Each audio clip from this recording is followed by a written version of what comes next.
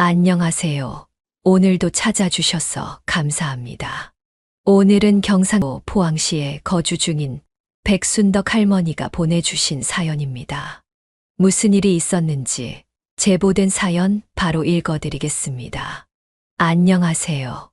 야속한 세상과 오랜 시간 맞서온 70대 초반의 여성입니다. 주변을 보면 지인들의 메신저 프로필 사진에는 대부분 손주들 사진이 걸려 있는 걸 볼 수 있죠. 나이가 들수록 자연스럽게 그렇게 되는 것 같아요. 저 역시 제 프로필 사진은 손주들 사진으로 도배가 되어 있어요. 저희 손주들은 15살, 13살인데 아직도 세상에서 제가 제일 좋다고 말하고 다니는 귀여운 녀석들이죠. 사실 다 큰 아이들이 이렇게 할머니인 저를 껌딱지처럼 따라다니게 된 데는 나름의 사연이 있답니다. 오늘은 그 사연을 마음속 깊이 간직한 채 살아온 저의 이야기를 한번 꺼내보고 싶어 이렇게 글을 쓰게 되었습니다. 저는 결혼 후 남편을 따라 경상남도의 작은 소도시에서 평생을 살아왔습니다. 이 지역은 조선소가 많기로 유명한 곳이라 많은 사람들이 조선업에 종사하고 있죠. 저희 남편은 개인 택시를 운전하면서 생계를 이어갔지만 저희 아들은 공업고등학교를 졸업하고 바로 조선소에 취직해 기술직으로 일하기 시작했어요. 아들은 용접공으로 일하면서 땀 흘려 열심히 살았는데 정말 제가 낳은 아이라서 하는 말이 아니라 이 세상에 천사가 있다면 제 아들이 아닐까 싶을 정도로 착한 아이였어요. 아들은 어렸을 때부터 남다르게 속이 깊고 마음이 따뜻한 아이였습니다. 늘 집에 돌아오면 밝은 목소리로 엄마, 학교 다녀왔습니다. 라고 외치며 들어오곤 했는데 어느 날은 옷이 엉망으로 더러워진 채로 들어온 겁니다. 어머, 너 왜 이렇게 옷이 더러워? 친구들이랑 싸웠어? 제가 걱정스러운 마음에 물었더니 아들이 해맑게 웃으며 대답하더군요. 아니에요, 엄마. 어떤 할머니가 폐지가 가득 실린 리어카를 힘들게 끌고 계시길래 제가 몰래 뒤에서 도와드렸어요. 그런데 도와드리다가 그만 넘어져서 이렇게 됐어요. 그래도 할머니가 고맙다고 초콜릿을 주셨어요. 이거 엄마 드세요. 이렇게 남을 돕는 일을 자연스럽게 해왔던 아들이었어요. 남편과 저는 특별히 도덕적으로 뛰어난 사람들은 아니었어요. 그냥 평범하게 남들에게 피해 주지 않고 살아온 사람들이었죠. 그런데 아들은 어릴 때부터 누군가를 돕는 걸 너무 당연하게 여겼습니다. 학교에서 따돌림을 당하는 친구가 있으면 항상 먼저 다가가서 친구가 되어 주었고, 길에서 힘들어하는 이들을 보면 그냥 지나치지 못했어요. 벌레 한 마리도 함부로 죽이지 않고 불쌍하다며 살려주곤 했죠. 그 착한 성품은 성인이 되어도 변함이 없었습니다. 한 번은 아들과 함께 친정을 다녀오는 길에 도로에 죽은 노루를 본 적이 있어요. 아들이 갑자기 차를 세우고는 노루에게 다가가더군요. 엄마, 저 노루가 불쌍해요. 잠깐만 내려서 묻어주고 갈게요. 제가 만류했지만 아들은 차를 갓길에 세우고 비상등을 켠 채 노루의 사체를 도로 옆으로 옮겼습니다. 그리고 바닥에 깔린 낙엽으로 노루를 덮어준 후 잠시 눈을 감고 묵념을 했어요. 그 장면을 지켜보던 저는 한편으로는 자랑스러우면서도 아들이 참 특별한 아이라는 생각을 다시금 했습니다. 시간이 흘러 아들이 30이 되었을 때 지인의 소개로 만난 여성과 결혼하게 되었습니다.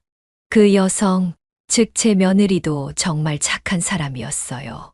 처음 인사를 왔을 때부터 제가 느낄 수 있었죠.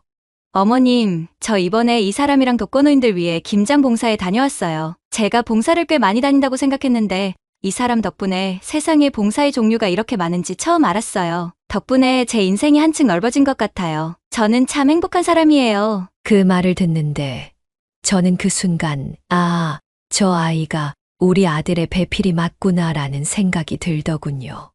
봉사활동을 결혼 전부터 꾸준히 해왔다는 며느리의 이야기를 들으면서 참 마음이 따뜻해졌습니다. 나중에 알고 보니 며느리의 어머니, 즉 돌아가신 안사돈께서 살아계실 때 봉사를 많이 하셨다고 하더라고요. 그 안사돈의 봉사 정신을 며느리가 고스란히 이어받고 있었던 거예요. 그런 이야기를 듣고 나니 우리 며느리가 그 정신을 고스란히 이어받고 있는 게 참 감사하고 대견하게 느껴졌어요. 정말 고맙구나. 우리 아들과 그렇게 마음이 잘 맞는다는 것도 얼마나 다행인지 몰라. 신혼부부라 주말마다 여행 다니기도 바쁠 텐데. 너는 어쩜 그렇게 남을 위해 시간을 쓰니? 천생연분이 따로 없구나. 우리 아들은 정말 큰 복을 받았지. 라고 말했죠. 남편도 옆에서 거들며 아, 그럼. 우리 며느리가 최고지. 요즘 택시에 손님만 타면 나도 모르게 며느리 자랑부터 하고 있어. 남편한테도 잘하고 시부모에게도 잘하고 떡두꺼비 같은 손주도 둘이나 낳아주고 말이야. 우리 집에 시집와 준 게 얼마나 고마운지 몰라. 라며 자랑스러워했죠. 남편은 며느리가 올 때마다 마치 어린아이처럼 얼굴에 웃음꽃이 피어났고 저 또한 며느리와 손주들이 오면 반가워서 버선발로 뛰어나갔어요.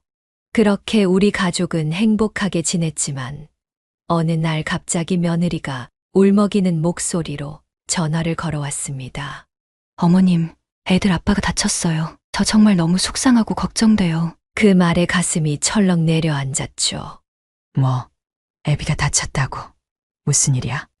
울지 말고 천천히 말해봐. 며느리는 울먹이며 사정을 설명했습니다. 그날 아들과 며느리는 구청에 보리를 보러 갔다가 돌아오는 길이었는데 동네 깡패들이 중년 아저씨를 둘러싸고 주먹을 휘두르고 있었다고 해요. 며느리는 그 광경을 보고 무서워 피하고 싶었지만 아들은 그냥 지나칠 수 없었다며 그 상황에 끼어들었답니다. 며느리가 말렸지만 아들은 이런 상황을 그냥 보고만 있을 수 없다며 그 깡패들과 대치하며 경찰에 신고하겠다고 소리쳤다는 겁니다. 그런데 깡패들이 아들 말을 듣고 물러설 리가 없었겠죠. 결국 아들도 며느리가 경찰에 신고할 때까지 그 깡패들에게 맞았다고 해요. 며느리는 그 장면을 지켜보며 얼마나 놀랐겠어요. 애들 아빠 아니었으면 그 아저씨는 정말 병신이 될 뻔했어요. 그분도 너무 고맙다며 막 울더라고요. 남편은 그 아저씨를 병원까지 데려다 주고 나서야 자기가 다쳤다는 걸 알았어요. 어머님, 남편은 안미도 하나 부러지고 고막도 터졌대요. 그런데도 그 아저씨가 많이 안 다쳐서 다행이라며 부러진 앞니를 드러내고 웃는 걸 보고 있자니 제 속이 터질 것 같았어요. 며느리는 아들의 용기가 자랑스러우면서도 그 상황에서 다친 남편이 너무 걱정돼 눈물이 터졌다고 했습니다. 아무리 착해도 자기 몸은 챙겨야 하는 거 아니에요? 제가 울면서 제발 바보처럼 굴지 말라고 화를 냈는데 남편은 미안하다면서도 웃더라고요. 정말 그 웃는 얼굴에 뭐라고 할 수도 없고 어머님, 저 정말 너무 무서웠어요. 어머님이 한마디만 해주세요. 며느리의 전화를 듣고 나니 저도 속이 터질 것 같았어요. 어떻게 저렇게 무모할 수 있냐는 생각도 들었지만 한편으론 아들이 참으로 착하고 이타적인 사람이라는 걸 다시금 느끼게 됐죠. 그렇다고 그 상황에서 며느리가 겪었을 두려움과 속상함을 생각하니 마음이 아팠어요. 저는 울고 있는 며느리를 다독이며 그래, 내가 꼭 한마디 해줄게. 너무 놀랐겠다. 고생 많았어. 라고 달랬습니다. 저도 그 상황을 듣기만 해도 속이 상하고 화가 치밀어 올랐는데 그 현장을 지켜본 며느리는 오죽했을까요? 너무 놀라 울고 있는 며느리를 달래며 제가 아들한테 꼭 한마디 해주겠다고 약속했죠. 나중에 치료를 마치고 나오는 아들은 걱정하는 저를 안심시키려는 듯 먼저 전화를 걸어왔습니다. 엄마, 집사람한테 얘기 들으셨죠? 괜히 걱정 끼쳐드려서 죄송해요. 그 말을 듣자마자 저는 답답한 마음에 한숨을 내쉬며 말했죠. 이 녀석아, 사람이 바보같이 착한 것도 다 정도가 있는 거야. 너 이제 결혼까지 했는데 총각대랑 똑같이 행동하면 안 되지. 너한테는 이제 책임져야 할 가족이 있잖아. 애들도 있고 네 아내도 있고 말이야. 오늘 아내가 나한테 무섭다고 전화했는데 그 말을 듣는데 내 가슴이 다 찢어지는 것 같더라. 네가 건강해야 네 가족들을 든든하게 지킬 수 있는 거야. 다른 사람도 중요하지만 너한테 제일 중요한 건 네 가족이야. 오늘은 네가 아내한테 정말 무모한 짓을 한 거야. 전화 끊으면 꼭 아내한테 다시 한번 사과하고 2번 다시는 이런 일 벌이지 않겠다고 약속해. 알았지? 아들은 제 말을 듣고 깊은 한숨을 내쉬며 말했습니다. 알겠어요. 엄마, 정말 죄송해요. 꼭 그렇게 할게요. 그렇게 약속하고 나니 저도 한결 마음이 가벼워졌죠. 이후로 아들은 다행히 무모한 일을 벌이지 않았습니다. 아마 제 말을 듣고 진지하게 생각을 바꾼 것 같아요. 시간은 그렇게 무탈하게 흘러갔습니다. 하지만 세월이라는 건 참 무섭죠. 아무리 건강했던 사람도 세월 앞에 장사가 없다는 말을 실감하게 되더군요. 몸이 약해지고 병에 시달리게 되는 건 누구도 피할 수 없는 일이니까요. 그리고 그런 세월의 무게는 우리 가족에게도 예외가 아니었습니다. 어느 날 며느리에게서 전해진 소식은 저희 모두를 충격에 빠뜨렸습니다. 며느리의 부친 박가사돈께서 간암 말기 판정을 받으셨다는 소식이었어요. 의사는 그에게 5개월이라는 시한부 선고를 내렸다고 했죠. 나중에 며느리에게 들으니 박가사돈께서는 평생 건설 현장에서 일하셨고 그 일에 고된 스트레스를 매일 술로 풀어오셨다고 하더군요. 그렇게 매일 2~3병씩 술을 마셔오시다 결국 간이 손상되고 말았던 거죠. 저는 며느리가 얼마나 충격을 받았을지 걱정되어 바로 전화를 걸었습니다. 어머님, 저희 아빠 어떡해요? 엄마 돌아가시고 나서 저한테는 아빠뿐이었는데 아빠까지 돌아가시면 저 어떡해요? 며느리는 울음을 터뜨리며 말을 이어갔습니다. 아빠가 살려면 간이식밖에 방법이 없대요. 그 말을 들은 저는 며느리의 마음이 얼마나 아플지 짐작할 수 있었습니다. 이후 며느리는 간이식 공여자 적합 검사를 받았지만 안타깝게도 부적격 판정을 받았어요. 그 소식에 며느리는 또 한 번 큰 소리로 오열했습니다. 하지만 여기서 끝이 아니었습니다. 며느리에게 오빠가 있었는데 검사 결과 간 이식이 가능한 적합자로 나왔다는 거예요. 그런데 며느리 오빠는 결과를 보고 나서도 수술이 두려워서 수술을 하기를 거부하고 그대로 잠적해버렸습니다. 이 소식을 들었을 때 저는 참담한 마음에 말이 나오지 않았습니다. 어떻게 그런 일이 있을 수 있니? 하고 묻자 며느리는 눈물을 닦으며 그 상황을 이해해보려 애쓰고 있더군요. 오빠도 많이 무서웠을 거예요. 아이들도 아직 어리고요. 제가 오빠를 너무 원망하면 안 되겠죠. 착한 며느리는 끝까지 오빠를 이해하려고 노력했습니다. 하지만 그 모습이 너무 짠하고 안타까웠습니다. 그렇게 며느리가 오빠를 이해하려고 애쓰는 동안 진짜 문제는 그 뒤에 일어났습니다. 어느 날 아들이 갑자기 저에게 와서 이렇게 말했습니다. 엄마, 장인어른 간 이식 제가 해드리려고요. 저는 순간 귀를 의심했습니다. 아들이 며느리 몰래 간 이식 공여자 적합 여부 검사를 받고 온 거였어요. 그리고 결과는 놀랍게도 적합 판정이 나왔다는 겁니다. 자식인 며느리도 부적격 판정을 받았는데 사위가 장인에게 간을 이식해 주겠다는 건 정말 드문 일입니다. 그 말을 들은 저는 아들이 얼마나 대견하면서도 솔직히 말해서 무서웠습니다. 사람들은 저보고 자기 자식만 귀하게 여긴다며 욕할지도 모르겠지만 저는 제 아들의 건강이 더 걱정되었던 게 사실이었습니다. 하지만 저는 정말 두려웠습니다. 하나밖에 없는 제 아들이 큰 수술을 받다가 잘못되면 어쩌나 하는 생각에 마음이 무거웠죠. 그래서 솔직하게 말했습니다. 인심아, 엄마는 네가 그 수술 안 했으면 좋겠구나. 간 이식이 작은 수술이 아니잖아. 그러다 너라도 잘못되면 엄마는 어떻게 살겠니? 네가 없으면 엄마는 못 살아. 이번만큼은 그냥 모른 척하자. 사돈 사정이야 안타깝지만 엄마 마음도 좀 이해해주면 안 되겠니? 엄마 너무 무섭구나. 제 진심을 전했지만 아들은 오히려 미소를 지으며 저를 다독였습니다. 엄마, 요즘 우리나라 의료기술이 얼마나 좋은데요.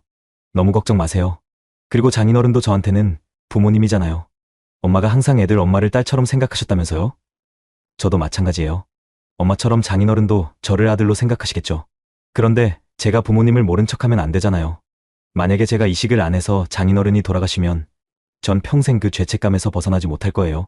아들의 그런 말에 저는 더 이상 말릴 수 없다는 걸 깨달았습니다. 아들은 늘 옳고 선한 길을 걸어가려고 노력하는 사람이었으니까요. 결국 저는 눈물을 삼키며 아들의 결정을 받아들여야 했습니다. 하지만 저만큼이나 아들의 결정을 두려워하던 사람이 또 있었습니다. 바로 며느리였죠. 며느리는 눈물을 흘리며 저에게 말했습니다. 어머님, 죄송해요. 저는 그 말을 듣고 얼른 답했습니다. 네가 왜 죄송하니? 다 애비가 고민하고 스스로 내린 결정인데. 그러나 며느리는 계속 울며 말했습니다. 그래도요, 어머니. 저 정말 어떻게 해야 할지 모르겠어요. 애들 아빠가 잘못될까봐 너무 무서워서 말리고 싶지만, 친정 아빠가 이대로 돌아가신다고 생각하면 또 그럴 수도 없고요. 도대체 어떻게 해야 할지 모르겠어요. 며느리의 그 말을 듣고 저는 가슴이 미어지는 것 같았습니다. 아들에게 어떻게 하라고 말할 수도 없고, 며느리에게도 뾰족한 해결책을 줄 수 없는 제 자신이 너무 무력하게 느껴졌죠. 하지만 제가 할 수 있는 최선의 위로를 건넸습니다. 얘야, 지금은 바깥 사돈을 살리고 봐야 하지 않겠니? 네가 말린다고 해도 애비 성격에 네 말을 듣겠니? 애비 성격 알잖아. 그러니 너도 애비의 결정을 존중하고 못 이긴 척 받아들이는 게 좋을 거다. 우리 인심이가 평소에 얼마나 착하게 살아왔니? 하늘도 그 마음을 안다면 절대 인심이한테 나쁜 일은 생기지 않을 거야. 그러니 너무 걱정하지 말고 사돈어른께서 수술 잘 받으시도록 해드리자. 울지 말고 우리 며느리. 이 상황에서 눈물 흘릴 새가 어딨니? 제가 며느리를 달래는 말을 하면서도 사실 저도 무서웠습니다. 수술 당일 저는 수술실 앞에서 마음 졸이며 얼마나 애가 탔는지 모릅니다. 시간이 멈춘 것 같았고 가슴은 내내 두근거렸어요. 하지만 다행히 수술은 성공적으로 끝났고 우리 아들도 무사히 회복 중이라는 소식을 들었을 때야 비로소 긴 숨을 내쉴 수 있었습니다. 며칠 후 회복 중인 사돈어른을 병문안 갔을 때 사돈어른은 제 손을 꼭 잡으며 눈물을 글썽였습니다. 한사돈, 정말 죄송합니다. 늙은 제가 미련을 못 버려 젊은 아드님의 앞길에 해를 끼쳐드렸어요. 이 죄를 어찌 갚아야 할지요. 저는 그런 사돈어른을 위로했습니다. 아닙니다. 사돈어른. 사돈어른은 살 자격 충분히 있으십니다. 평소에 좋은 일 많이 하셨잖아요. 복을 받으신 겁니다. 저한테 미안해하실 필요 전혀 없습니다. 수술도 잘 끝났고 우리 아들도 회복하고 있으니 이제 빨리 회복하셔서 건강하게 지내세요. 술은 꼭 끊으시고요. 아셨죠? 사돈어른은 눈물을 흘리며 연신 고맙다는 말을 하셨습니다. 정말 감사합니다. 친아들마저 떠나버린 저를 위해 우리 사위가 새 생명을 줬으니 절대 헛되게 살지 않겠습니다. 이 은혜는 죽어서도 잊지 못할 겁니다. 이후 저는 아들의 병실로 발걸음을 옮겼습니다. 사실 처음부터 아들의 상태가 가장 걱정되었지만 마음 한편에는 서운한 감정도 자리하고 있었어요. 아들이 제 뜻을 꺾고 무리하게 수술을 결정한 것이 조금은 야속했거든요. 엄마 오셨어요? 아들은 밝은 목소리로 저를 맞이했지만 제 속은 아직도 복잡했습니다. 그래, 몸은 좀 어떠니? 보시다시피 아주 멀쩡해요. 걱정 마세요. 아들은 여전히 활짝 웃으며 대답하더군요. 마치 아무 일도 없었던 것처럼 말이에요. 그 모습을 보니 마음이 더 무거워졌습니다. 기어코 엄마 말 안 듣고 이렇게 걱정시키니까 좋냐? 네가 한 결정이 옳았다는 건 알지만 그래도 이 엄마 속은 썩어 들어간다. 수술이 잘 돼서 천만다행이긴 한데 말이다. 네 애들 엄마 없을 때 심통 좀 부려야겠다. 에이, 엄마. 다 잘 끝났잖아요. 장인어른도 건강 회복 중이시고 벌써부터 정정해 보이시는 게 조금만 있으면 팔팔 날아다니실 것 같아요. 그래. 장인어른 건강하시더라. 잘했어. 네 결정이 맞았던 것 같구나. 그렇다고 해도 네 걱정 때문에 내가 속이 타들어갔어. 정말로 엄마는 너 걱정하다가 일찍 죽을지도 모르겠다. 어휴, 엄마. 제가 잘할게요. 너무 걱정 마세요. 아들은 제 타박에도 그저 배시시 웃기만 했습니다. 그 바보 같은 웃음을 보니 저도 더 이상 타박할 힘이 없어 그만 픽하고 웃음이 터져 나왔죠. 그래요. 어쩌겠습니까? 제 아들이 타고나기를 이렇게 착하고 이타적인 사람이었으니 말이죠. 결국 저는 아들의 결정을 받아들일 수밖에 없었습니다. 그 후 바깥사돈께서는 차츰 건강을 회복하셨고 어느새 혼자서 등산을 다닐 만큼 기력을 회복하셨습니다. 그날의 다짐대로 술은 절대로 입에도 대지 않으셨고 며느리와 함께 한 번씩 봉사활동에도 참여하시더군요. 사위에게 입은 은혜를 갚기 위해 남은 삶을 다른 사람에게 베풀며 보내겠다고 하셨습니다. 사위에게 받은 생명의 은혜를 다른 이들에게 나눠줘야 한다면서 말이죠. 그 후로는 별다른 사건이나 사고 없이 평온한 일상이 이어졌습니다. 가족 모두가 건강하게 큰 탈 없이 지내왔죠. 특별히 기억에 남는 일이라면 우리 가족이 함께 갔던 첫 제주도 여행이 있습니다. 그날이 언제였는지도 정확히 기억해요. 바로 제 63번째 생일이었거든요. 그날은 아들이 운전하는 승합차를 타고 가족 모두가 제주도를 종일 구경 다녔습니다. 그리고 저녁에는 숙소로 돌아와 제 생일 파티를 열었어요. 아직도 눈에 선하네요. 케이크 위에 촛불이 일렁이고 그 앞에서 환하게 웃던 아들의 얼굴, 옆에서 폭죽을 터뜨리며 환호하던 남편과 며느리, 그리고 까르르 웃으며 손뼉을 치던 손주들까지. 그날의 기억은 아직도 선명하게 남아 있습니다. 그 꿈을 꿀 때마다 베개는 제 눈물로 흠뻑 젖곤 하죠.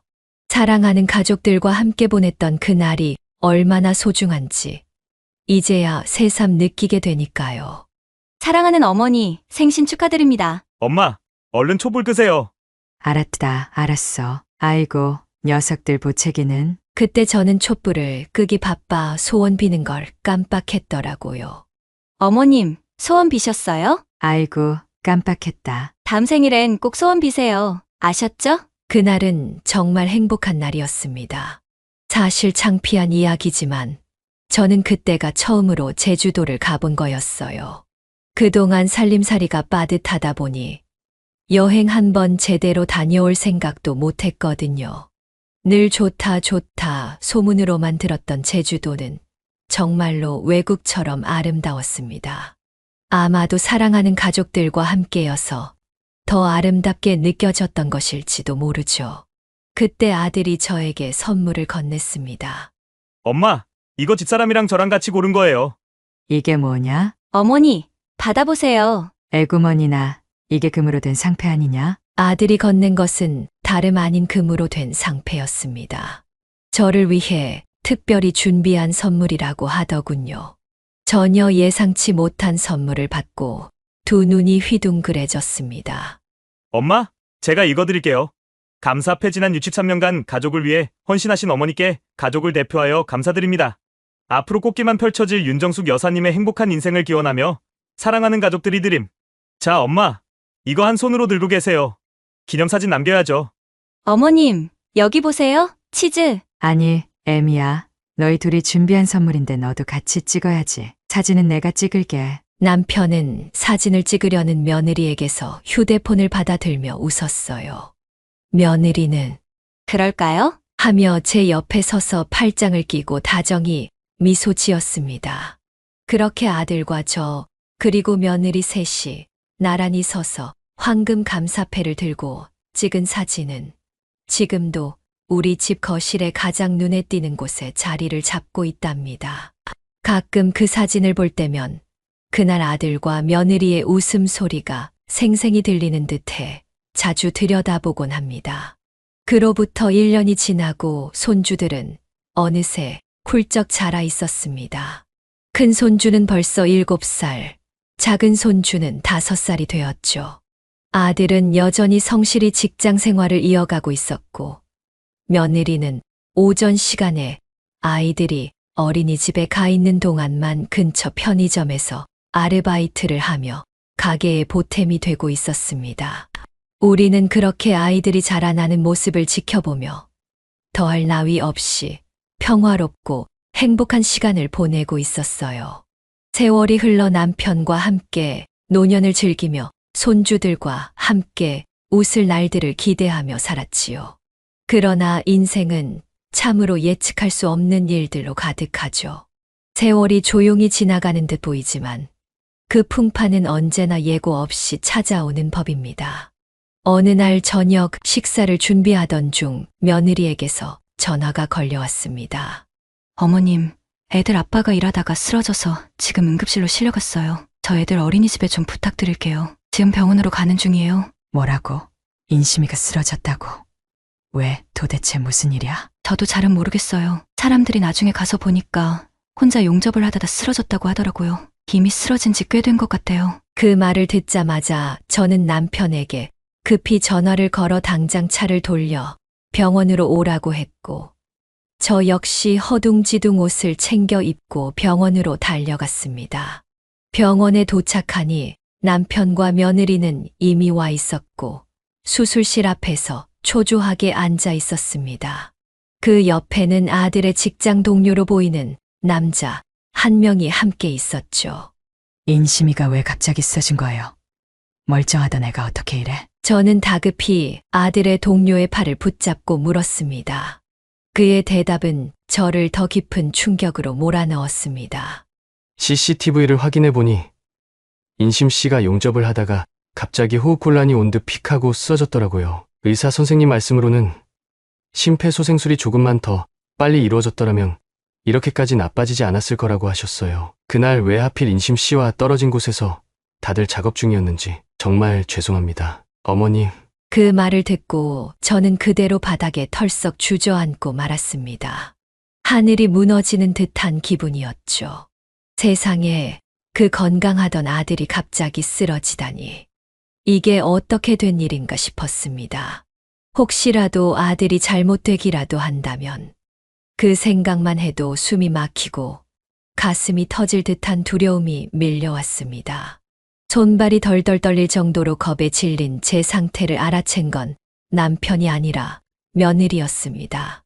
그녀는 제 손을 잡고 바닥에 주저앉아 있던 저를 일으켜 세우며 말했죠.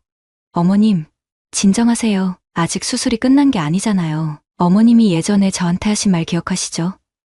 하늘도 마음이 있다면 애들 아빠에게 모질게 굴지 못할 거라고요. 그때도 결국 아무 문제 없었잖아요. 이번에도 분명 괜찮을 거예요. 우리 그렇게 믿어요. 며느리의 말에 힘이 생기는 것 같았어요. 그 손도 떨리고 있었지만 그녀의 말은 제게 큰 위안이 되었습니다. 그렇게 저는 며느리의 손을 꼭 붙잡고 아들의 수술이 무사히 끝나기만을 간절히 기다렸습니다. 그러나 하늘은 제게 2번의 온정을 베풀지 않았습니다. 아들은 결국 식물인간 판정을 받게 되었습니다. 그 소식을 들었을 때 세상이 모두 원망스러웠습니다. 하늘도 세상도 그리고 저 자신까지도요. 만약 응급조치가 조금만 더 빨리 이루어졌다면 아들이 이렇게 되지 않았을지도 모른다는 생각이 머릿속을 떠나지 않았습니다. 혹시 그날 아들이 조금만 더 일찍 발견되었더라면 지금쯤은 건강한 모습으로 제 앞에서 바보 같은 웃음을 지어 보일 수 있지 않았을까. 그런 생각에 밤마다 잠을 이루지 못했습니다. 아들이 병상에 누워있는 모습을 바라보며 하염없이 눈물을 흘렸습니다. 만약 제가 대신 그 침대에 누워 있었더라면 얼마나 좋았을까요? 아니면 그냥 아들 곁에서 저도 함께 영원히 잠에 들고 싶었습니다. 아들은 과로로 인해 회사에서 보상을 받을 수 있었습니다. 하지만 그 돈이 무슨 의미가 있겠습니까? 돈으로 아들을 치료할 수 있는 것도 아니고 잃어버린 시간을 되돌릴 수 있는 것도 아니니까요. 저는 대답 없는 아들의 손을 붙잡고 마치 미친 사람처럼 혼잣말을 하기 시작했습니다. 인심아, 내 아들 생전에 그렇게 잠도 덜 자고 열심히 살더니 이젠 그동안 못 잔 잠을 자는 거니? 그렇다면 엄마가 얼마든지 기다려줄 테니 푹 자거라. 몇 달이든 몇 년이든 걸려도 상관없으니 제발 일어나줘. 아무 일도 없었던 것처럼 말이야. 인심아, 우리 부부가 조금만 더 돈이 많았다면 네가 그렇게 힘든 일을 하지 않아도 됐을 텐데 그 차가운 바닥에서 혼자 외롭게 쓰러져 있지도 않았을 거고 네가 이렇게 된 게 다 못난 부모 탓인 것 같아. 정말 견딜 수가 없구나. 아들아, 제발 엄마를 두고 먼저 가지 마라. 엄마는 너 없으면 안 돼. 아들은 꼭 곤히 잠든 사람 같았습니다. 마치 제가 조금만 흔들어 깨우면 금방이라도 엄마, 오셨어요? 하며 일어날 것만 같았죠. 혹시라도 아들이 대답이라도 할까 싶어 끊임없이 말을 걸었지만 아들은 제게 아무런 대답도 해주지 않았습니다. 저만큼이나 힘들어했던 사람은 바로 며느리였습니다. 처음 일주일 동안 며느리는 미친 사람처럼 울었습니다. 그런데 딱 일주일이 지나자 그녀는 돌연 정신을 다잡기 시작했어요. 저는 그런 며느리의 모습이 오히려 걱정스러웠습니다. 혹시 슬픔이 너무 커져 정신이 반쯤 나가버린 건 아닌지 말이죠. 제가 괜찮냐고 물었을 때 며느리는 한동안 고개를 숙이고 있다가 천천히 고개를 들며 말을 꺼냈습니다. 어머님, 제가 늘 마음속에 새겨두었던 말이 있어요. 힘들고 좌절스러운 순간에도 포기하지 않으면 언젠가 희망이 찾아온다는 말이요. 어머님, 사실 제가 제일 좋아하는 단어가 행복과 희망이에요. 제가 남편, 그러니까 인심이를 만나서 지금까지 행복하게 살았거든요. 그래서 지금은 저에게 희망이라는 단어가 꼭 필요한 순간인 것 같아요. 지금의 저는 애들 아빠가 곁에 없는 것만으로도 힘들고 지치지만 그렇다고 제가 매일 울기만 한다고 해서 그 사람이 벌떡 일어날 수 있는 건 아니잖아요. 이젠 정신을 차리고 다시 힘을 내야 할 것 같아요. 우리 아이들을 위해서라도요. 그렇게 해야 혹시나 애들 아빠가 기적적으로 깨어났을 때 우리가 잘 살고 있는 모습을 보면 덜 미안해하지 않겠어요? 어머님, 우리 희망을 가져요. 아직 애들 아빠는 살아있잖아요. 그러니 이제는 더 이상 슬퍼하지 말고 웃으면서 이 사람 곁을 지켜주자고요. 우리는 할 수 있어요. 그 말을 들은 순간 제 가슴이 철렁 내려앉는 듯한 기분이 들었습니다. 지금껏 며느리를 지켜보면서도 저렇게 강하고 단단한 마음을 가진 사람인지 미처 몰랐던 겁니다. 사실 저는 아들 일이 이렇게 되고 나서부터 비탄에 잠겨 있었고 며느리도 그저 힘들어만 하고 있을 줄 알았어요. 그런데 막상 그녀의 말을 들으니 저 자신이 부끄러웠습니다. 어떻게 그런 힘든 상황에서도 저렇게 희망적인 말을 할 수 있을까 싶었어요. 존경스럽기까지 했습니다. 그래서 저는 며느리의 말을 듣고 나서 깊이 반성했죠. 그래, 네 말이 맞다. 우리 인심이가 아직 살아있지. 내가 너무 깊은 슬픔에만 빠져 있었구나. 네가 오히려 나에게 큰 힘과 지혜를 줬구나. 고맙다. 이제 나도 우리 인심을 위해 힘을 내마. 그 후 며느리는 하루도 빠짐없이 병원으로 향했습니다. 그 누구도 강요하지 않았지만 그녀는 스스로 아들 곁을 지키기로 결심한 것 같았습니다. 저는 그런 며느리에게 조금이라도 도움이 되고 싶어서 손주들을 저희 집으로 데리고 와 돌보기로 했습니다. 며느리가 아들을 간호하는 모습은 정말 정성을 다한 것이었습니다. 하루 종일 누워있는 아들을 위해 그녀는 끊임없이 움직였고 그가 조금이라도 불편하지 않도록 몸을 이리저리 옮겨주었어요. 욕창이 생길까봐 계속 돌봐주고 심심할까봐 옆에서 쉬지 않고 말을 걸었습니다. 며느리는 때로 시를 읽어주고 또 다른 날에는 소설을 읽어주기도 했어요. 그리고 가끔은 손주와 자신이 겪은 일들을 이야기하며 아들과의 시간을 소중하게 이어가고 있었습니다. 어느 날은 며느리가 아들에게 이렇게 말하더군요. 여보, 나 오늘 아르바이트 그만뒀어. 혹시라도 당신이 갑자기 깨어났는데 내가 옆에 없으면 어쩌나 싶어서. 사장님이 아쉬워하시더라고. 당신 아내가 어디 가서 성격 나쁘다는 소리는 안 듣잖아? 당신 깨어나면 편의점에 꼭 들르래. 참치죽 10개쯤 싸준다고 하시더라. 당신 참치죽 좋아한다고 내가 말씀드린 걸 기억하고 계셨지 뭐야. 참 좋은 분이야. 당신 일어나면 같이 가자. 저는 그때 며느리의 결심이 얼마나 단단한지 다시 한번 느꼈습니다. 아르바이트까지 그만두고 아들 곁을 떠나지 않겠다는 의지가 강했습니다. 제가 하루 정도는 집에 가서 쉬라고 말해도 며느리는 고집을 꺾지 않았습니다. 어머님, 이 사람도 매일 불편한 병원 침대에서 자고 있는데 저 혼자 편하게 잘 순 없어요. 어머님이 애들을 봐주셔서 정말 감사해요. 저는 그 말을 듣고 두 손 두 발 다 들 수밖에 없었습니다. 며느리는 옷가지를 가지러 집에 잠시 다녀올 때를 제외하고는 병원을 떠나는 일이 거의 없었죠. 그녀는 아들의 곁을 지키기 위해 모든 걸 내려놓고 있었던 겁니다. 그러던 어느 날, 저는 며느리에게 도시락을 싸들고 아들의 병실을 찾았습니다. 그날 저는 병실에서 아주 충격적인 이야기를 듣게 되었습니다. 며느리가 혼잣말처럼 아들에게 이야기하는 것을 우연히 듣고 말았습니다. 여보, 허리 안 아파?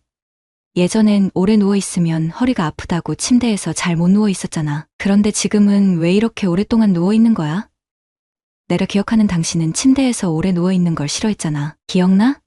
당신이 나한테 청혼할 때 했던 말. 그때 당신이 나한테 평생 꽃가마만 타게 해주겠다고 했던 거. 내가 그때 얼마나 웃었는지 알아? 촌스럽게 꽃가마가 뭐냐고 놀리면서 차라리 벤츠를 태워준다고 하던가. 정말 당신 그때도 유머 감각 없는 건 알아줘야 했어. 그녀의 말에는 웃음을 담으려는 노력의 흔적이 보였지만 곧이어 나온 그녀의 목소리에는 더 깊은 슬픔과 간절함이 담겨 있었습니다. 여보, 이제 꽃가마 같은 건 바라지도 않아. 난 그냥 당신이 우리 곁으로 건강하게 돌아오기만을 바랄 뿐이야. 당신이 우리 가장이잖아. 곽범이도 나도 당신을 얼마나 기다리고 있는지 몰라. 우리 애들도 매일 아빠가 언제 깨어나냐고 묻고 나도 그걸 어떻게 대답해야 할지 모르겠어. 그러니까 꼭 일어나야 해. 우리를 위해서라도. 당신이 잘못되면 나도 따라갈 거야. 당신 없으면 나는 하루도 못 살 것 같아. 그 말을 들으니 가슴이 철렁 내려앉았습니다. 아들이 잘못되면 며느리도 그 뒤를 따르겠다는 말이 너무나 무겁게 다가왔기 때문이었죠. 하지만 그녀의 그 말이 아들을 다그치며 꼭 일어나라는 뜻으로 한 말이라 믿고 싶었어요. 제가 알고 있던 며느리는 누구보다도 강한 사람이었으니까요. 그렇게 시간은 아무도 기다려주지 않고 흘러갔습니다. 우리는 계속해서 희망을 품었지만 현실은 무심하게도 그 희망을 멀리 밀어내고 있었습니다.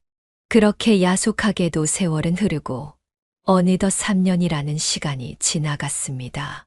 그 시간 동안 며느리는 단 하루도 빠짐없이 병원에 머물렀습니다. 더운 여름, 추운 겨울, 비가 오나 눈이 오나 그녀는 병원을 떠나지 않았습니다. 아무리 가족이라지만 저렇게까지 헌신할 수 있는 사람이 과연 또 있을까 싶을 정도였어요.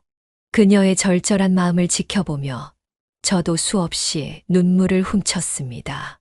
하지만 그 모든 정성과 바람에도 불구하고 아들은 끝내 눈을 뜨지 못했습니다. 초여름 어느 날 밤새 쏟아지던 장대비가 조금씩 잦아들던 새벽이었습니다. 아들은 며느리 홀로 지키던 병실에서 아주 조용히 마지막 숨을 내쉬었습니다. 우리는 그 소식을 듣고 서둘러 병원으로 달려갔지만 도착했을 때는 이미 아들이 눈을 감은 후였습니다. 아들이 위급하다는 소식을 듣고 남편과 저는 급히 병원으로 달려갔습니다. 서둘러 병원으로 들어서니 우리를 맞이한 것은 멍한 표정으로 우리를 바라보는 며느리뿐이었어요.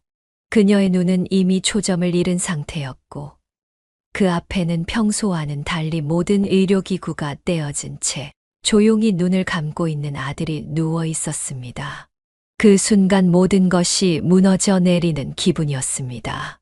봤어요, 이 사람. 며느리는 너무 많이 울었는지 잔뜩 쉰 목소리로 힘겹게 그 한마디를 내뱉었습니다. 그 말을 듣는 순간 저는 머리가 하얗게 변하며 가슴이 무너져 내렸습니다. 남편과 저는 아무 말도 할 수 없었고 그저 아들에게로 달려갔습니다. 이미 싸늘해진 아들의 몸을 부여잡고 마구 흔들며 소리쳤습니다. 인심아, 엄마 왔다. 어서 눈 좀 떠봐. 왜 이렇게 급하게 가버린 거니? 엄마랑 아빠가 얼마나 미친 듯이 달려왔는데 조금만 더 기다리지 그랬니? 엄마 목소리 한번 듣고 가는 게 그렇게 힘들었니? 제발 돌아와라. 가지 마라, 인심아. 제 목소리는 점점 울음에 묻혔고 옆에서 남편 또한 아들의 얼굴을 어루만지며 흐느끼고 있었습니다. 평소 강하던 그도 이 순간만큼은 감정을 이기지 못하고 눈물을 흘리고 있었습니다. 그런데 그 옆에서 며느리는 울지도 않고 그저 망연자실한 표정으로 보조 의자에 앉아 있었습니다. 마치 영혼이 빠져나간 사람처럼 아무런 표정도 감정도 없는 채로 멍하니 아들 곁에 앉아 있었습니다. 그녀의 그 모습이 더 가슴 아팠습니다. 그녀가 얼마나 슬퍼했을지, 얼마나 지쳐 있었을지 생각하니 제 가슴이 찢어질 것 같았어요. 그 이후로 장례를 치르기 위해 여러 가지 절차를 밟았지만 저는 무슨 정신으로 그 모든 일을 했는지 기억도 나지 않습니다. 그런데 놀랍게도 며느리는 그 와중에도 꿋꿋이 모든 걸 챙기고 있었습니다. 넋이 나간 것처럼 보였던 그녀는 침착하게 보험사에 연락해 상조 서비스를 부르고 장례 도우미를 불러서 필요한 것들을 준비했어요. 저는 그저 넋을 놓고 있었을 뿐인데 며느리가 묵묵히 모든 걸 처리하더군요. 잠시 시간이 흘러 빈소를 차리기 위한 준비가 모두 끝나고 며느리는 저에게 조용히 다가와 말했습니다. 어머님, 저 잠깐만 집에 좀 다녀올게요. 옷도 좀 갈아입고 씻고 나서 다시 올게요. 여긴 어머님이랑 아버님이 잠시만 지켜주세요. 부탁드릴게요. 며느리는 여전히 초점 없는 눈으로 저를 바라보며 조용히 말했습니다. 저는 며느리의 모습을 보고 너무나 지쳐 보이는 걸 느꼈습니다. 3년 동안 아들 곁을 지키며 간병했던 그녀가 이제 아들의 마지막을 본 뒤에서야 모든 피로가 한꺼번에 밀려온 것처럼 보였죠. 그래서 저는 깊은 슬픔 속에서도 며느리를 생각하며 잠시라도 집에서 쉬기를 바라는 마음에 말했습니다. 그래, 알았다. 조금 자고 와도 돼. 엄마가 여긴 잘 지키고 있을 테니 너는 편하게 쉬다 오렴. 그러면서도 속으로는 걱정이 되었습니다. 며느리가 정말 많이 지쳐 있었으니까요. 그동안 아들을 간호하며 밤낮으로 힘든 시간을 보내던 그녀의 피로가 한계에 다다른 것이 눈에 보였거든요. 하지만 저는 그녀가 잠시 집에 가서 씻고 잠을 자고 나면 조금이나마 나아지길 바랐습니다. 그래서 얼른 그녀를 집으로 보냈습니다. 하지만 며느리가 집으로 돌아간 뒤 시간이 지나도 그녀는 돌아오지 않았습니다. 아침에 빈소를 차리고 다른 지방에 살던 바깥 사돈이 오후에 도착할 때까지도 그녀는 여전히 보이지 않았어요. 깊이 잠들어서 일어나지 못하고 있겠지라고 생각하려고 했지만 시간이 흐를수록 묘한 불안감이 저를 감싸기 시작했습니다. 뭔가 잘못된 건 아닐까 하는 생각이 머릿속을 떠나지 않았습니다. 그러다 문득 얼마 전 아들의 병실에서 며느리가 혼잣말처럼 했던 말이 떠올랐습니다. 그녀는 그때 이렇게 말했었죠. 만약에 당신이 잘못되면 나도 당신 뒤따라갈 거야. 당신 없으면 난 하루도 못 살아. 그 말이 불현듯 떠오르자 제 불안감은 더욱 커졌습니다. 그때는 그냥 힘들어서 하는 말인 줄로만 알았는데 이제 그 말이 너무 무겁게 다가왔습니다. 이대로 있으면 안 될 것 같다는 생각에 저는 남편에게 빈소를 부탁하고 서둘러 택시를 잡아 아들의 집으로 향했습니다. 택시를 타고 가는 동안 제 머릿속은 온통 며느리에 대한 걱정으로 가득했습니다. 그저 내 기우일 거야. 며느리는 그저 깊이 잠든 거겠지. 스스로 그렇게 믿으려 했지만 불안한 마음은 좀처럼 가라앉지 않았습니다. 차가 달려가는 동안 저는 간절히 기도했습니다.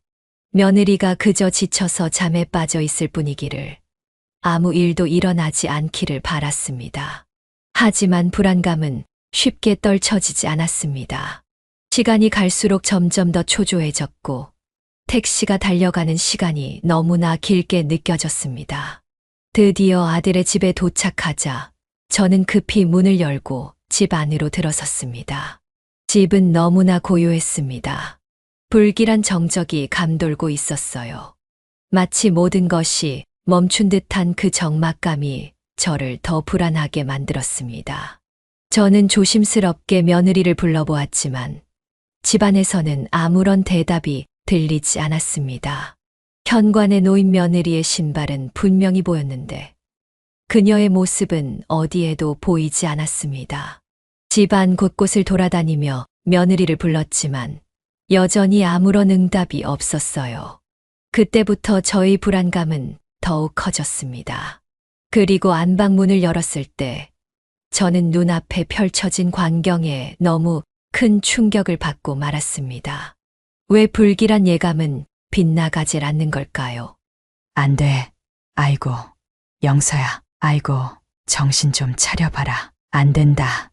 영서야. 그곳엔 며느리가 아들의 뒤를 따르려 했는지 축 처진 채로 침대에 누워 있었습니다. 그녀의 몸은 이미 차가워져 가고 있었고 저는 공포에 질려 얼른 며느리를 끌어안으며 다급하게 119에 전화를 걸었습니다. 여기요. 빨리 구조대 좀 보내주세요. 사람이 쓰러졌어요. 구급차가 도착하기까지의 시간은 너무나도 길게 느껴졌습니다. 제게는 그 시간이 마치 지옥 같았습니다. 저는 그저 싸늘해져 가는 며느리의 몸을 부여잡고 엉엉 울기만 했습니다. 아무리 불러도 아무런 대답을 하지 않는 며느리가 너무나 안타깝고 가슴이 미어졌습니다. 그렇게 정신없이 울고 있던 중 문득 침대 옆에 놓인 편지지 한 장이 눈에 들어왔습니다. 조심스럽게 그 편지지를 집어들었을 때 저의 손은 떨렸습니다. 그것은 바로 며느리의 유서였습니다. 유서의 첫 문장은 이렇게 시작하고 있었죠.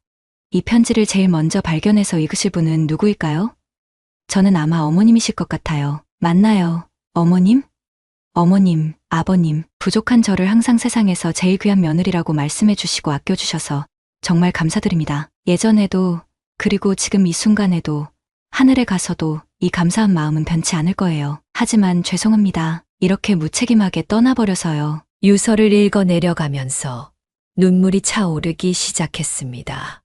며느리는 이렇게 계속해서 글을 이어갔습니다. 어머님, 성범이랑 곽범이를 꼭 잘 부탁드립니다. 우리 성범이랑 곽범이 두 아이가 제가 스스로 남편을 따라갔다는 걸 몰랐으면 좋겠어요. 혹시 알게 되더라도 그때는 아이들이 어른이 되어 상처를 덜 받을 나이가 되었을 때 알았으면 해요. 아이들 가슴에 너무 큰 상처가 될 테니까요. 사실 남편이 쓰러진 뒤로 저는 정말 많이 두려웠어요. 그 두려움을 숨기고 희망이라는 말로 버틴 3년이었죠. 하지만 이제 더는 버틸 힘이 없어요. 유서를 읽는 동안 며느리의 절절한 마음이 고스란히 느껴졌습니다. 그녀는 자신의 마음을 너무 솔직하게 적어 놓았습니다. 아직도 눈앞에 서네요. 오빠가 바보같이 웃으면서 했던 그 미소가요. 그 미소에 내 인생을 걸었는데 이제 그 사람이 이 세상에 없네요. 어머님, 아버님, 저에게 전부였던 그 사람을 잃고 저는 더는 혼자 살아갈 자신이 없어요. 강한 척하려고 했지만 사실 누구보다도 나약했던 저를 이렇게 먼저 떠나는 못난 며느리를 절대 용서하지 마세요. 그녀는 자신의 아버지에게도 마지막 인사를 남겼습니다. 아빠, 못난 딸 먼저 가서 엄마 만나고 있을게요. 아빠한테 살라고 그렇게 애원해놓고 저 먼저 떠나서 정말 죄송해요. 하지만 그렇다고 또 애써 술을 드시지는 마세요. 애들 아빠가 목숨 걸고 아빠에게 준 새 인생이잖아요. 아빠가 또 건강을 망치시면 하늘에서 남편이 무척 슬퍼할 거예요. 그리고 마지막으로 그녀는 두 아이에게 남긴 유언을 적어 놓았습니다. 성범아, 곽범아, 나중에야 엄마의 유언을 듣게 되겠지. 그땐 너희가 많이 컸을까? 대학도 가고 여자친구도 사귀어 봤을까? 엄마가 그런 너희 모습을 옆에서 지켜보지 못해서 정말 미안해. 하지만 엄마는 아빠 없이는 살아갈 수가 없었어. 너희가 이해해주지는 않아도 돼. 그저 너희가 아빠처럼 착하게 세상을 살았으면 좋겠어. 그리고 할머니가 너희를 잘 키워주실 거라고 믿고 있어. 너희 아빠를 그렇게 좋은 사람으로 키워주신 분들이니까. 마지막으로 며느리는 이렇게 글을 맺었습니다. 어머님, 아버님, 아빠, 그리고 사랑하는 성범아, 곽범아, 너무 오래 슬퍼하지 말고 저를 그냥 가슴에 묻어주세요. 저는 인심 씨 곁을 지키러 갑니다. 죄송합니다. 감사했습니다. 유서를 모두 읽은 저는 너무나 슬퍼서 그만 주저앉고 말았습니다. 흐르는 눈물을 멈출 수가 없었어요. 어찌나 꺽꺽대며 울었는지 결국 저는 그 자리에서 쓰러지고 말았습니다. 정신을 차렸을 때는 병원의 응급실이었어요. 아들의 빈소가 있는 병원으로 다시 돌아온 거였죠. 남편이 제 손을 잡고 울고 있었습니다. 저는 흐릿한 정신 속에서 남편에게 며느리의 안부를 물었지만 남편은 아무런 말도 하지 않고 그저 눈물만 흘릴 뿐이었어요. 그 순간 저는 모든 걸 깨달았습니다. 기어코 며느리는 아들의 뒤를 따라갔다는 것을요. 그렇게 같은 날, 다른 시간에 아들과 며느리는 함께 눈을 감고 말았습니다. 우리는 결국 아들과 며느리의 장례식을 같은 날 치르게 되었습니다. 그 순간은 마치 끝나지 않는 악몽 같았어요. 매 순간이 고통이었고 숨을 쉬는 것조차 버거웠습니다. 장례식 내내 사돈 어른은 자꾸만 쓰러지셨고 손주들은 부모를 동시에 잃은 슬픔을 아직 제대로 알지도 못한 채 어른들 사이에서 얼떨결에 상주가 되어버렸습니다. 저와 남편도 넋이 나간 상태였죠. 저는 눈물이 계속해서 흐르는데도 마음 한구석은 아무것도 느껴지지 않았습니다. 도대체 어떻게 장례 절차를 치르고 조문객들을 맞이했는지 지금 생각해보면 전혀 기억이 나지 않습니다. 그저 모든 것이 흐릿할 뿐입니다. 사실 저는 그때 아들과 며느리를 따라가고 싶었습니다. 그들과 함께 떠나는 것이 차라리 더 쉬울 것 같았으니까요. 하지만 그럴 수는 없었습니다. 제게는 아직 두 손주가 남아 있었습니다. 아들과 며느리가 남기고 간 소중한 아이들. 각각 아빠와 엄마를 꼭 닮은 그 아이들이 제게 남아 있었죠. 그 아이들을 보며 저와 남편은 어떻게든 힘을 내어 살아가야 했습니다. 이제 우리 부부는 그들에게 아빠이자 엄마가 되어 주어야만 했습니다. 그들이 이 세상을 살아가면서 느낄 큰 상처와 슬픔을 최대한 덜어주고 그들을 잘 키우기 위해 저희는 어쩔 수 없이 살아야 했습니다. 그렇게 하루하루 버티다 보니 어느덧 5년이라는 시간이 흘렀습니다. 시간이 지나면 모든 상처가 아물 것이라 생각했지만 자식을 잃은 상처는 시간이 해결해 주지 않더군요. 처음보다는 덜하지만 여전히 그 고통은 제 마음 한구석에 날카롭게 자리하고 있습니다. 그럼에도 불구하고 저는 어떻게든 하루하루를 살아가며 버텼습니다. 아들과 며느리의 생전 사진을 보며 그리움에 잠기고 그 사진들에서 힘을 얻으면서요. 이제 3일 뒤면 아들과 며느리의 5번째 기일입니다. 그날이 오면 손주들이 오랜만에 외할머니를 만나겠죠. 바깥사돈과 저희 부부는 기일이 아니면 서로 만나거나 연락을 하지 않습니다. 마주치면 아들과 며느리에 대한 그리움이 너무 커져서 도저히 감당할 수가 없었거든요. 그리움과 슬픔이 밀려와 가슴이 터질 것만 같고 아무 말도 할 수 없을 정도로 고통스러웠습니다. 그래서 우리는 기일에만 한 번씩 만나 서로가 잘 살아있는지 확인하고 말없이 쓴 술잔을 부딪히는 것만으로도 충분했습니다. 그것이 아들을 잃은 부모들이 이 세상을 어떻게든 살아내기 위한 하나의 방식이었죠. 여러분, 혹시 주위에 몸이 아프거나 힘든 시간을 보내고 있는 가족이나 지인이 있나요? 그렇다면 한 번쯤 가서 얼굴이라도 비춰보세요.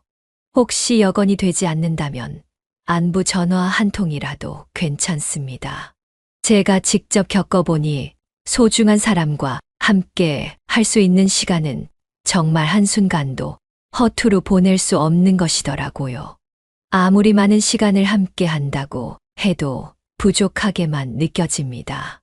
나중에 너무 많은 시간이 흘러 후회하지 말고 바로 오늘, 지금 그분들에게 마음을 전하세요. 오늘이 그들과 나눌 수 있는 마지막 시간이 될 수도 있으니까요. 마지막으로 부모보다 먼저 하늘나라로 떠난 불효자식인 아들과 며느리에게 짧은 편지를 남기며 이 글을 마무리하려 합니다. 우리 인심이, 영서, 잘 지내고 있니?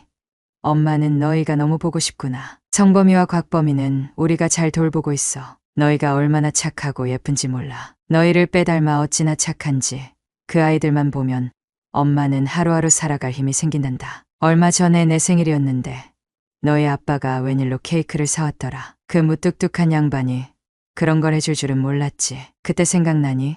예전에 제주도에서 생일 파티했을 때 내가 촛불을 끄면서 소원을 못 빌었잖아. 그날 너무 웃고 즐거워서 소원을 잊어버렸었지. 그래서 이번 생일엔 그때 빌지 못한 소원을 빌었단다. 너희가 그곳에서는 남을 위해 살지 말고 그저 너희 자신을 위해 살기를 간절히 바랐어. 세상에서 남을 위해 너무 고생했으니 이제는 너희를 위해서만 살아도 돼. 엄마는 언제 너희 곁으로 갈지는 모르겠지만 너희가 남기고 간 아이들을 끝까지 잘 돌보고 천천히 너희를 만나러 갈게. 그때까지는 보고 싶어도 조금만 참아보마. 엄마도 꾹 참아볼게. 너무 보고 싶구나. 우리 인심이, 영서야. 사랑한다. 제 긴 이야기를 들어주신 여러분 모두 감사합니다. 다들 평안한 하루 보내시고 소중한 사람들과 함께할 수 있는 시간을 헛되이 보내지 마세요. 모두들 행복하세요. 여기까지가 백순덕 할머니의 사연인데요. 여러분은 어떻게 들으셨나요? 구독자님들이 먼저 말씀드리기 전 제가 먼저 한 말씀 드려보겠습니다. 정말 힘든 시간을 보내고 계신 백순덕님께 마음 깊이 위로의 말씀 드립니다. 사랑하는 아들과 며느리를 잃으신 슬픔이 얼마나 큰지 그 아픔을 다 헤아릴 수는 없지만 할머니의 마음이 얼마나 아픈지 잘 알고 있어요. 아드님과 며느님은 정말 착한 분들이셨죠. 할머니를 도와주고 봉사활동도 하면서 주변을 밝히는 모습을 보면 그 사랑이 얼마나 깊었는지 느껴집니다. 이제는 두 분이 함께 평안한 곳에서 지내고 계시겠지만 그들의 따뜻한 기억은 할머니의 마음 속에 언제나 살아있을 거예요. 손자들이 할머니 곁에 있으니 그 사랑을 통해 조금이나마 힘을 내셨으면 좋겠어요. 힘든 시간일수록 가족의 사랑이 큰 힘이 될 거예요. 할머니 혼자가 아니라는 걸 꼭 기억하세요. 할머니의 마음이 조금씩 편안해지기를 진심으로 기원합니다. 언제나 응원하고 있습니다. 이 사연은 백순덕 할머니가 보내주신 사연으로 사연자님의 입장에서 작성되어서 백순덕 할머니님께 유리하게 작성되었을 수도 있습니다. 같이 댓글로 의견 나누어 보았으면 합니다. 백순덕 할머니의 사연 영상이 주는 교훈이 유익하시다면 좋아요와 구독, 그리고 다른 지인에게 공유 부탁드리며 저는 그럼 다음 사연에서 뵙겠습니다.